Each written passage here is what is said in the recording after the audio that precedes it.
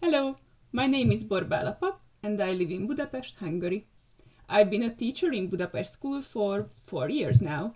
This is an alternative school where we empower our students to be self-directed learners, but also we want them to know when to ask for help. Our job is to feed their curiosity, to teach them the growth mindset, and to help them develop the needed social and emotional skills. We don't want them to memorize what's needed for the coming up texts. We want them to understand the material and be able to apply what they learned even outside the classroom. This prepares them to tackle complex challenges in a smart way whenever they need it. I teach computer science in this environment.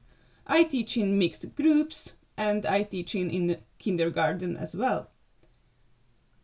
So in the beginning of this school year, I started to prepare for my computer science classes.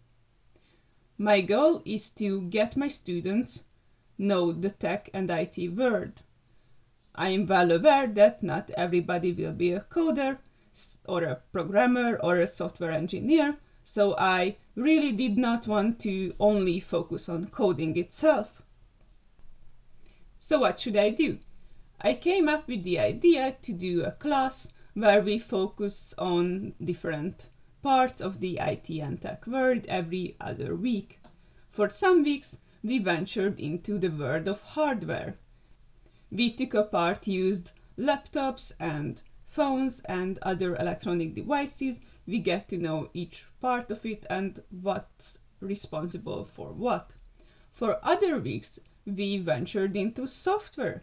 We did some coding, we used small robots, we used, of course, the usual stuff like code.org and microbits and Lego Milestone robots. With computer science classes, most of the kids are really motivated. They are really into it, they know a lot of things about it, and they are really looking forward to the classes. With this process, I could motivate about 90% of the kids. But there were still some left out.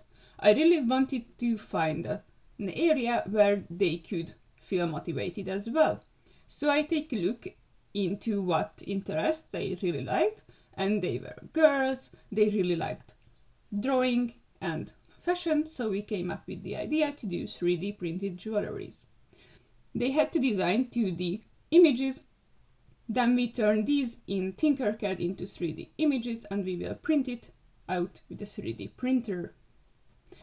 I had the whole class planned for the whole school year, but with the pandemic going on, I have to still make some changes because we are switching to online school this week.